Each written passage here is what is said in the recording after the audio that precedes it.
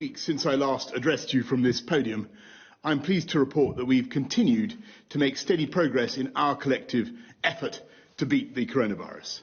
For 3 weeks now, the number of new cases identified through testing each day has been below 1,000. The latest SAGE advice is that across the UK, the R rate remains between 0.7 and 0.9. SAGE also assess that the number of infections is shrinking by between 5 and 1% every day. The latest ONS data shows prevalence and new infections to be stable and low. The number of patients newly admitted to hospital with coronavirus each day and the number of coronavirus patients in mechanical ventilation beds have both fallen by more than 90% from their peak in early April. And while we mourn every death, the average daily death rate continues steadily to fall. This progress is testament to the phenomenal efforts of our NHS and social care staff working tirelessly on the front line. And it has only been possible thanks to the character and fortitude with which you, the British people, have made fundamental changes to the way you all live and work. At the start of the pandemic, we knew far less about the nature and the spread of the virus, and we had to take blanket national measures. National lockdown was undoubtedly the right thing to do and has saved many thousands of lives. Now, however, we know more about the virus, we understand the epidemiology better, and our intelligence on where it is spreading is vastly improved. That means we can control it through targeted local action instead. So, in England, from today, we are making clear that anybody may use public transport, while of course encouraging people to consider alternative means of transport where they are available.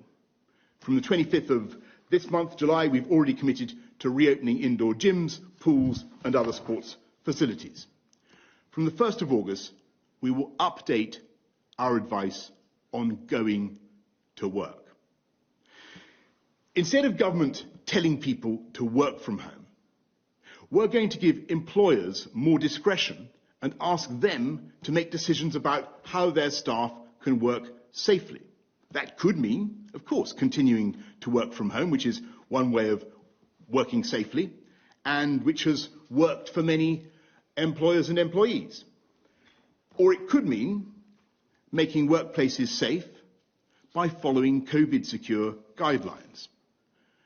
Whatever employers decide, they should consult closely with their employees and only ask people to return to their place of work if it is safe. As we reopen our society and economy, it's right that we give employers more discretion while continuing to ensure that employees are kept safe. Today, we are publishing our framework for containing and controlling future outbreaks in England, which will enable national and local government to work closely together. From tomorrow, local authorities will have new powers in their areas. They will be able to close specific premises, shut public outdoor spaces, and cancel events. These powers will enable local authorities to act more quickly in response to outbreaks where speed is paramount. Action by local councils will not always be sufficient, so next week we will publish draft regulations which clearly set out how central government can intervene more effectively at a local level. Where justified by the evidence, ministers will be able to close whole sectors or types of premises in an area, introduce local stay-at-home orders, prevent people entering or leaving defined areas, reduce the maximum size of gatherings beyond national rules, or restrict transport systems serving local areas. I know it will be hard going for people affected by these local measures.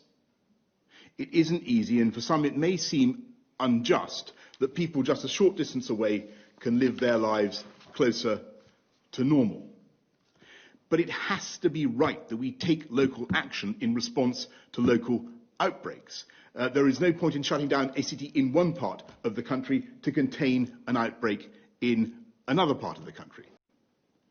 Also, From the 1st of August, we will reopen most remaining leisure settings, namely bowling, skating rinks, casinos, and we will enable close contact services, beauticians to resume. Nightclubs, soft play areas sadly need to remain closed for now, though this will be kept under review.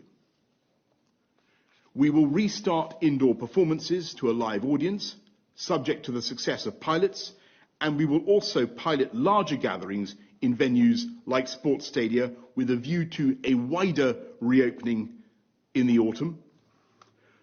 We will also allow wedding receptions for up to 30 people.